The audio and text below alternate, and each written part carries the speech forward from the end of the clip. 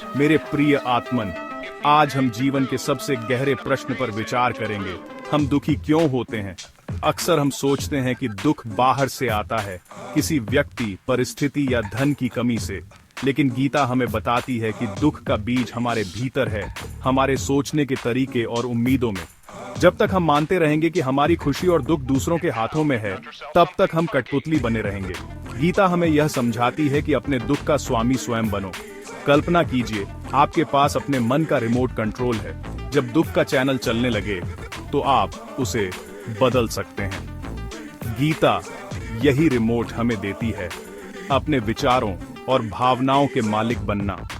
जब हम किसी चीज या व्यक्ति से बहुत उम्मीद लगा लेते हैं और वह पूरी नहीं होती, तो दुख होता है। यह दुख हमारी अपनी अपेक्षा से पैदा होता है, न कि उस व्यक्ति या वस्तु से। सबसे पहला कदम है यह स्वीकार करना कि दुख का मूल कारण हमारे भीतर है। जब हम दूसरों को दोष देना बंद कर देते हैं, तभी हम अपने जीवन की जिम्मेदारी लेना शुरू करते हैं। गीता का ज्ञान हमें सिखाता है कि सुख और दुख दोनों ही मन के खेल हैं। जो इस खेल के नियम समझ जाता है, वह हर परिस्थिति में आनंदित रहना सीख लेता है। हमें अपने भीतर झांकने की आवश्यकता है, क्योंकि समाधान वहीं छिपा है जहां समस्या उत्पन्न हुई है। यही आत्मनिरीक्षण मुक्ति का पहला द्वार है। गीता के अनुसार हमें दुख के सागर में धकेलने वाली सबसे बड़ी गलती है आसक्ति। जब हम किसी व्यक्ति, वस्तु या परिणाम से गहराई से जुड़ जाते हैं, तो हमारी खुशी उसी पर निर्भर हो जाती है। जैसे ही वह चीज हमसे दूर होती है या उसके खोने का डर सताता है, हम दुखी हो जाते हैं। यही आसक्ति का जाल है जो हमें बांध कर रखता है। उदाहरण के लिए, एक माँ अपने पुत्र से प्रेम करती है, लेकिन जब यह प्रेम आसक्ति बन जाता है, तो वह हर समय चिंता और दुख में रहती है। यह दुख पुत्र के निर्णय से नहीं, माँ की आसक्ति से पैदा होता है। गीता के दूसरे अध्याय में कहा गया है, जब हम किसी विषय के बारे में लगातार सोचते हैं, तो उससे आसक्ति उत्पन्न होती है। आसक्ति से कामना, और कामना पूरी न होने पर क्रोध आता है। सारा खेल हमारे मन के जुड़ाव का है। जितना अधिक जुड़ाव, उतना अधिक दुख। गीता प्रेम करने से नहीं रोकती, वह आसक्ति से रोकती है। प्रेम मुक्त करता है, आसक्ति बांधती है। संसार में सब कुछ परिवर्तनशील है। जो इस सत्य को स्वीकार कर लेता है, वह आसक्ति के बंधन से मुक्त हो जाता है। आसक्ति को छोड़ना ही आनंद की ओर पहला और सबसे महत्वपूर्ण कदम है। गीता 3 प्रमुख विकारों की बात करती है, काम, क्रोध और लोभ। इन्हें नरक के 3 द्वार कहा गया है, जो हमारी आंतरिक शांति को नष्ट कर देते हैं। काम यानी अनियंत्रित इच्छा। ये केवल यौन इच्छा नहीं, बल्कि किसी भी चीज को पाने की अंधी चाह है। जब इच्छा जुनून बन जाती है, तो व्यक्ति सही गलत भूल जाता है। जब यह इच्छा पूरी नहीं होती, तो क्रोध जन्म लेता है। क्रोध विवेक का सबसे बड़ा शत्रु है, जो हमारी सोचने समझने की शक्ति को हर लेता है। क्रोध से भ्रम पैदा होता है, और भ्रम से बुद्धि नष्ट हो जाती है। बुद्धि के नष्ट होने पर पतन निश्चित है। लोभ यानी लालच। यह एक ऐसी प्यास है जो कभी नहीं बुझती। लोभी व्यक्ति कभी संतुष्ट नहीं होता, चाहे उसके पास कितना भी धन हो। लोभ हमें कृतघ्न और बेचैन बना देता है, और समाज में ईर्ष्या और भ्रष्टाचार फैलाता है। ये तीनों विकार हमारे भीतर छिपे शत्रु हैं, जो बाहर के शत्रुओं से कहीं अधिक खतरनाक हैं। गीता हमें इन 3 द्वारों से दूर रहने की चेतावनी देती है। यही सच्ची शांति का मार्ग है।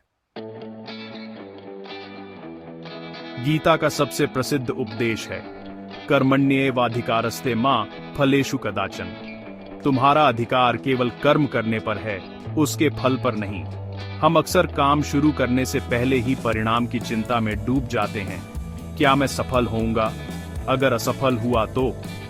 यही चिंता हमारे दुख का कारण है। जब हम फल से अपनी उम्मीदें जोड़ लेते हैं, तो कर्म का आनंद खो देते हैं। हमारा ध्यान क्या मिलेगा पर रहता है, क्या कर रहे हैं पर नहीं। विद्यार्थी अगर केवल टॉप करने की चिंता में पढ़ेगा, तो तनाव में रहेगा। लेकिन जो ज्ञान के लिए पढ़ेगा, वह निश्चिंत रहेगा। लक्ष्य बनाना जरूरी है, लेकिन परिणाम से आसक्त होना मूर्खता है। अपना सर्वश्रेष्ठ दो, बाकी ईश्वर या प्रकृति पर छोड़ दीज दो। परिणाम हमारी अपेक्षा के अनुसार आए तो अहंकार, विपरीत आए तो निराशा, दोनों से बचना है। निष्काम कर्म का अभ्यास हमें स्वतंत्रता और शांति देता है। जब आप फल की चिंता से मुक्त होकर कर्म करते हैं तो आप अपना 100% दे पाते हैं। यही कर्म का रहस्य है। कर्म करो, फल की चिंता मत करो और दुख से परे हो जाओ। गीता स्थित प्रज्ञ व्यक्ति की संकल्पना देती है, जिसकी बुद्धि स्थिर हो, जो सुख दुख, लाभ हानि में विचलित न हो। ये कोई अलौकिक अवस्था नहीं, बल्कि अभ्यास से प्राप्त की जा सकने वाली मानसिक शक्ति है। स्थित प्रज्ञ व्यक्ति का मन समुद्र की गहराई जैसा शांत रहता है, चाहे सतह पर कितनी भी लहरें क्यों न हो। सफलता मिले तो अहंकार नहीं, विफलता मिले तो निराशा नहीं। यही संतुलन है। श्री कृष्ण कहते हैं, जो दुख में उद्विग्न नहीं, सुख की लालसा नहीं करता और राग भय क्रोध से मुक्त है, वही स्थित प्रज्ञ है। यह अवस्था हमें सिखाती है कि अपनी भावनाओं के गुलाम नहीं, स्वामी बने। स्थित प्रज्ञता जीवन के हर क्षेत्र में शक्ति देती है, व्यापार, खेल या रिश्तों में।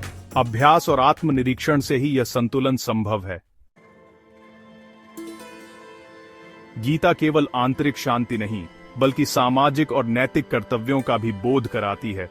अन्याय को चुपचाप सहना भी अधर्म है। जब हमारे अधिकारों या आत्मसम्मान पर चोट हो या समाज में अन्याय हो, तो उसके विरुद्ध आवाज उठाना हमारा कर्तव्य है। महाभारत का युद्ध इसी सिद्धांत पर आधारित है। अर्जुन को धर्म की स्थापना के लिए लड़देचना पद्दा, चुप रहना, अन्याय की मौन स्वीकृति है। कभी कभी शांति बनाए रखने के लिए चुप रहना सबसे बड़ी अशांति का कारण बन जाता है। हाल ही में अभिनेत्री शिल्पा शेट्टी ने अपने साथ हुए अन्याय के खिलाफ आवाज उठाई। ये गीता के संदेश का व्यावहारिक उदाहरण है। चुप रहकर घुटने से बेहतर है कि सत्य के लिए संघर्ष किया जाए। विवेक से तय करें कब शांत रहना है, कब बोलना है। व्यक्तिगत आलोचना को अनदेखा किया जा सकता है, लेकिन अन्याय के खिलाफ चुप रहना गलत है। गीता हमें प्रेरित करती है, अपने मन के विकारों और समाज के अन्याय दोनों से लड़ो। मृत्यु का भय मनुष्य का सबसे बड़ा भय है। गीता इस भय को जड़ से समाप्त करने का उपाय बताती है। हम शरीर नहीं, अमर आत्मा हैं। श्री कृष्ण कहते हैं, आत्मा को न शस्त्र काट सकते हैं, न आग जला सकती है। आत्मा शाश्वत है, शरीर बदलता है। मृत्यु केवल शरीर का अंत है, आत्मा की यात्रा का नया पड्डेडी छाव है।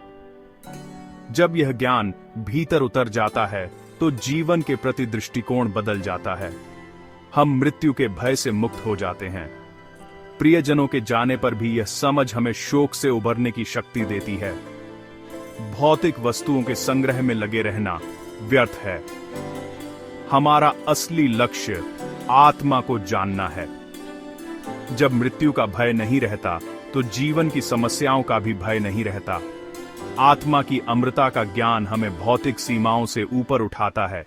यही परम शांति है। गीता में ज्ञान को सर्वोच्च स्थान दिया गया है। ज्ञान वह अग्नि है जो हमारे दुखों और भयों का मूल कारण अज्ञान दूर करता है। सच्चा ज्ञान केवल सूचनाओं का संग्रह नहीं, बल्कि व्यवहार में उतरना है। इसे विवेक कहते हैं। विवेक जागृत होने पर हम स्वयं समझ सकते हैं कि कौन सा मार्ग सुख की ओर ले जाता है। गीता कहती है, श्रद्धा, तत्परता और इंद्रिय संयम से ही ज्ञान प्राप्त होता है। ज्ञान से हमें यह समझ आती है कि सुख हमारे भीतर है, बाहरी वस्तुओं में नहीं। जब हमें आत्मा की अमृता और कर्म के रहस्य का ज्ञान हो जाता है, तो हम हर बंधन से मुक्त हो जाते हैं। ज्ञान ही सभी समस्याओं का अंतिम समाधान है। यह हमारी आत्मा की संपत्ति है। अज्ञान ही बंधन है, ज्ञान ही मुक्ति है। सबसे महत्वपूर्ण प्रश्न, गीता के सिद्धांतों को जीवन में कैसे उतारें? गीता कोई सैद्धांतिक ग्रंथ नहीं, बल्कि व्यावहारिक मार्गदर्शिका है। पहला अभ्यास, आसक्ति को पहचानना। जब भी दुख, चिंता या क्रोध आए, सोचें कि इसके पीछे कौन सी आसक्ति है। जैसे ही आप अपनी आसक्ति को पहचान लेंगे, उसकी पकड़ व DDH कमजोर होने लगेगी। दूसरा अभ्यास, निष्काम कर्म। हर काम को पूजा की तरह करें। फल की चिंता छोड़ दें। दिन भर के कर्मों का विश्लेषण करें। कितने काम बिना फल की चिंता के किए, तीसरा अभ्यास, हर परिस्थिति में संभव रखना। अच्छा हो तो धन्यवाद, बुरा हो तो सीख।